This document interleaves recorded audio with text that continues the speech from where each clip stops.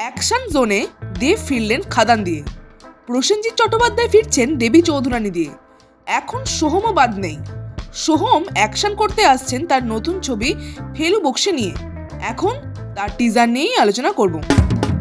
High, this is Hastolipi originals. এখন আপনাদের সাথে সোহম অভিনীত নতুন ছবি ফেলুর বক্সির টিজার নিয়ে আলোচনা করব। জানাবো আমার কেমন লাগলো।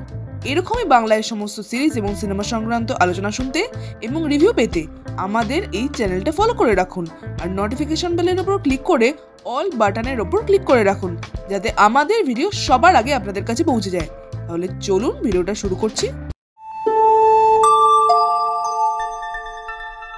হস্তলিপি originals, the ultimate filmy dose. টিজারে ছবির গল্প যতটুকু দেখানো হয়েছে তা হলো পরিমণির চরিত্রের স্বামী হঠাৎ করে তার জন্মদিনের দিন মারা যায়। তার এই মৃত্যুর তদন্ত করতে আসেন ফেলু বক্সির চরিত্র অর্থাৎ সোহম। সোহমের চরিত্রের অ্যাসিস্ট্যান্ট হলেন মধুমিতা সরকারের চরিত্র। এখন মধুমিতা সরকার এবং সোহম দুজনে কি এই খুনের কিনারা করতে পারে তা জানতে ছবিটা আপনাদের হলে গিয়ে দেখে নিতে হবে নতুন বছরে।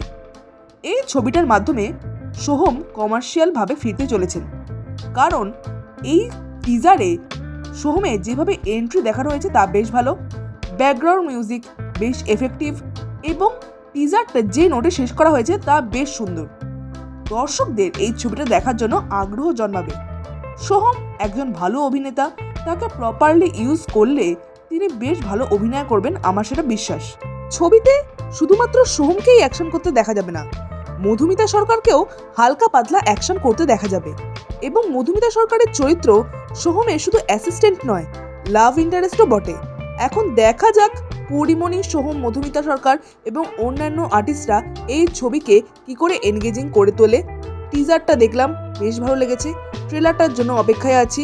ট্রেলারটা দেখলে বুঝতে পারবো ছবিটা কিভাবে কতটা ভালো হচ্ছে। আপনাদের এই টিজারটা কেমন লাগলো? সোহমের লাস্ট কোন ছবি আপনারা হলে গিয়ে দেখেছেন? অবশ্যই কমেন্টে লিখে জানান। আর আমাদের এই ভিডিওটা লাইক করতে মিস করবেন না প্লিজ।